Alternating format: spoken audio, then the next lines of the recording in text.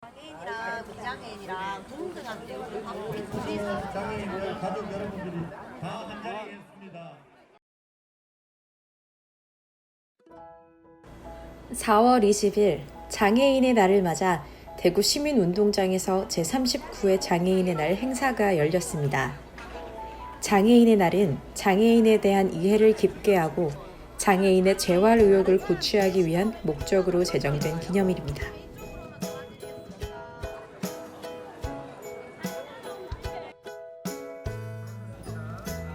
우리나라의 총 인구 대비 장애인의 비율은 5%대로 많은 비율을 차지하고 있었습니다.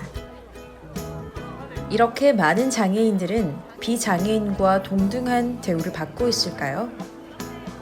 그 해답은 취업에서 쉽게 찾을 수 있었습니다. 장애인이란 이유만으로 취업을 거부당하는 것은 흔한 일이었습니다. 이러한 문제에 대한 해결책으로 정부에서는 장애인을 위한 고용 의무 제도를 도입하였습니다. 장애인 고용 의무 제도는 국가 및 지방자치단체와 직원 50명 이상을 고용하는 공공기관 및 민간 기업 사업주에게 장애인을 일정 비율 이상 고용하도록 의무를 부과하고 이를 이행하지 않으면 부담금을 내도록 규정한 제도입니다. 우리는 장애인을 고용하고 있는 ING 캠퍼스를 찾아가 봤습니다. ING 캠퍼스에서는 중증 장애와 자폐성 장애를 가지고 있는 발달 장애인을 고용하여 함께 일하고 있습니다. 그들은 비장애인과 함께 어울리며 주어진 일을 톡톡히 해내고 있었습니다. 단점만을 생각하며 고용을 하지 않는 현실과는 달리 장애인 고용의 장점 또한 존재했습니다. 같이 일하는 분들이 이런 느낌이 많이 든대요. 아, 내가 가치가 있구나. 이곳에 일하는 게 되게 재미있고 가치가 있네. 쟤들이 일자리를 갈 수 있도록 돕는 곳에 하고 있네. 그 다음에 또 발달장애 들은 건가 보네. 아, 발달장애 가진 청년들이 저렇구나. 이런 식의 어떤 이해를 할 수 있는 그런 것이 많이 늘기도 많이 늘고, 그 다음에 또 하나의 가장 큰 장점이에요. 우리 친구들이 절대 안 까먹어요. 정확한 패턴이 필요한 업무에는 워낙 잘 어울리는 거예요. 이런 친구들은. 그래서 아까 두 친구한테도 각 특성이 많거든. 특성이 좀 달라요, 둘이가. 다른 특성 가진 친구한테 각각 업무를 주는데 그 업무 하나만큼은 기가 차게 하니까 그것은 이곳의 장점인 거죠. 제가 되게 슬펐던 후배의 답변 안에 있었어요. 교회 후배 한 명이 이제 되게 큰 사업체를 해서 장애인 코트를 써야 되거든요. 제가 물어봤죠. 야, 너네는 왜 장애인 고용 안 하냐? 하는 말이 아는 다른 사업체 사장님이 그러는데 힘들다고 그냥 벌금 내고 말하라고 그랬다라고 한 거예요. 그랬다라는 그 소식을 듣고 자기도 고용을 안 하는 거예요. 이거 황당한 일인 거잖아요. 그런 일이 너무 비일비재해요. 활발하지 못한 장애인 고용에 이어 또 다른 문제점은 바로 최저임금입니다. 우리는 최저임금 제도의 보호를 받으며 일하는 것이 당연한 세상에 살고 있습니다. 하지만 그 보호에서 벗어난 장애인 최저임금이 존재합니다. 그렇다면 우리들은 장애인 최저임금에 대해 얼마나 알고 있을까요? 네, 잘 몰라요. 잘 알지는 못해요. 모르고 있습니다. 현재 최저임금법은 정신장애, 신체장애로 근로능력이 현저히 낮은 직원에 대해서는 최저임금의 적용을 배제할 수 있도록 규정하고 있습니다.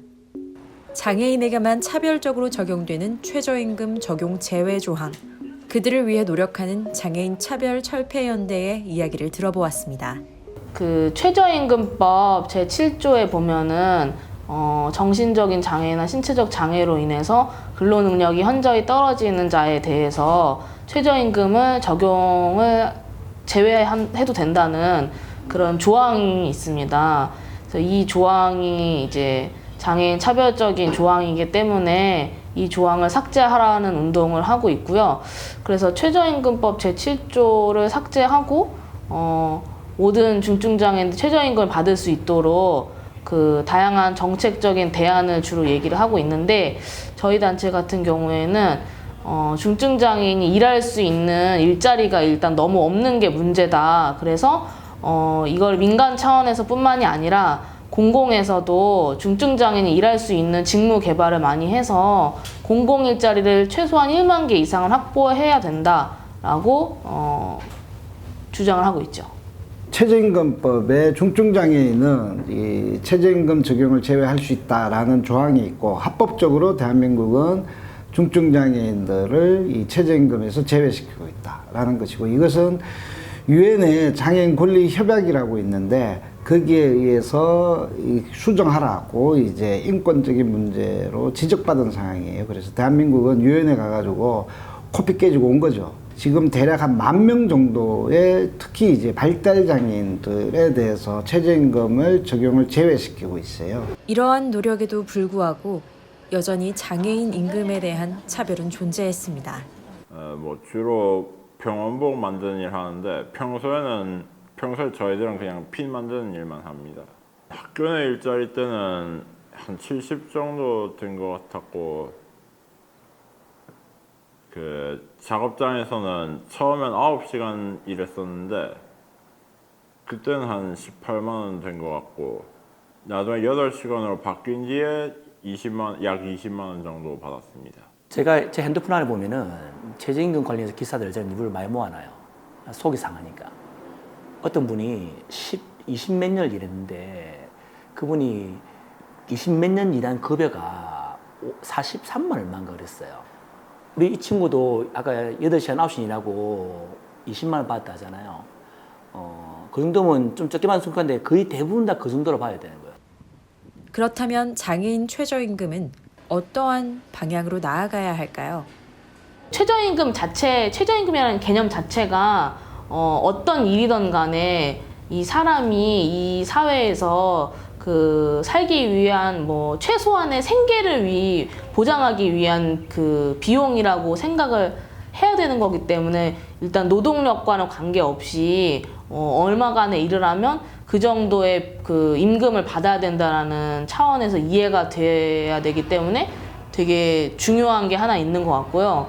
최저임금 적용 제외 조항을 만약에 삭제를 하는 법 개정을 한다면 그냥 법 개정만 하면 안 지켜지잖아요. 그게 지켜질 수 있게 하기 위한 뭐 한시적이든 뭐 영구적이든 조치가 필요한데 그런 조치를 어떻게 할 것인지를 지금 논의하고 있습니다.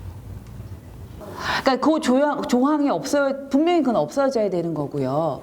그러면 어떤 분은 이렇게 얘기를 하세요. 그러니까 장애인은 비장애인보다 그 똑같은 1시간 일을 할 때 능률이 아무래도 떨어지는 부분인데 어떻게 똑같은 임금을 적용할 수 있느냐라고 사실은 얘기를 하시는 분이 계신데 저는 그 부분에 대해서는 반대입니다. 그 장애인분에게 맞는 일이 주어지고 그다음에 그 일을 할 수 있도록 편의시설이라든지 아니면 보조공학기구 같은 것들이 제공이 된다면 저는 충분히 하실 수 있다라고 생각이 들어요. 장애인 고용이 굉장히 필요해요. 왜냐하면은 돈을 버는 곳이라는 개념이 중요하다는 것은 후차적인 부분이고요. 일을 하고 오는 요 패턴 자체가 이 일정하게 움직이는 패턴이 되잖아요. 이 패턴이 집을 나올 수 있는 유일한 조건인 거예요. 그리고 이 친구들은 학교 다닐 때는 학교 간다고 생각하는데 이 직장을 딱 가진 순간부터 되게 달라져요. 또 받는 게 또 생기잖아요. 돈도 받고 갔을 때 자기를 부르는 호칭도 바뀌고 드리머라든지 그 다음에 업무란이 생기고 잘할 때는 칭찬을 받고 못할 때는 야단을 맞으니까 잘못했다고 그런 관계 속에서 아 내가 무슨 일을 하네 내가 뭐가 필요하네 라고 느끼는 것 같아요. 좋은 직장도 많이 늘어나고 작업장도 좀 더 나아지고 국가에서도 그렇게 좀 최저임금이 모자란 부분들을 좀 채워주셔서 장애인들도 좀 한 사람의 인간으로서 최소한 인간의 삶을 살 수 있는 벌이를 할 수 있도록 좀 그런 세상이 됐으면 좋겠다는 생각? 하여튼 그런 생각을 갖고 있어요. 최저임금 적용 제외 조항에 대해 설명해 준 뒤 시민들의 생각을 들어보았습니다. 장애인은 최저임금을 맞춰줘야 될 것 같아요. 왜냐면 장애인들이 열심히 자기 할 일을 자기 기량껏 하는 거니까 그걸 맞춰서 최저임금을 줘야 될 것 같아요. 장애인이나 일반인이나 일하는 환경과 일하는 것들이 똑같다면은 동등한 임금을 받는 게 맞고요. 오히려 장애인들이 현재를 살아가는데 돈이 더 많이 필요하고 비용이 더 많이 들 텐데 오히려 더 많은 대우를 해주는 게 좋지 않나 생각합니다. 굉장히 이런 법에 대해서 안건들이 나와서 조금 개선되었으면 좋겠다는 생각이 들었고 장애인들에 대한 어떤 뭐 조건을 편견을 딱 나눠놓고 이렇게 한다는 건 조금 좀 그렇지 않나 싶어요. 부당하다고 생각하는 것 같은데 똑같이 사람인데 장애인이라는 그것만으로서 이제 조금 차별을 두는 게 아닌가 싶은 생각인 것 같아요. 최저임금의 한 40% 정도는 너무 짜다고 생각합니다. 작업장인데도 불구하고 40%라니. 우리는 노동에 대한 정당한 대가를 받을 권리가 있는 세상 속에서 살고 있습니다. 하지만 그 당연한 대가조차 받지 못하는 사람들이 존재합니다. 같은 근로자지만 같은 대우를 받지 못하고 있는 장애인들.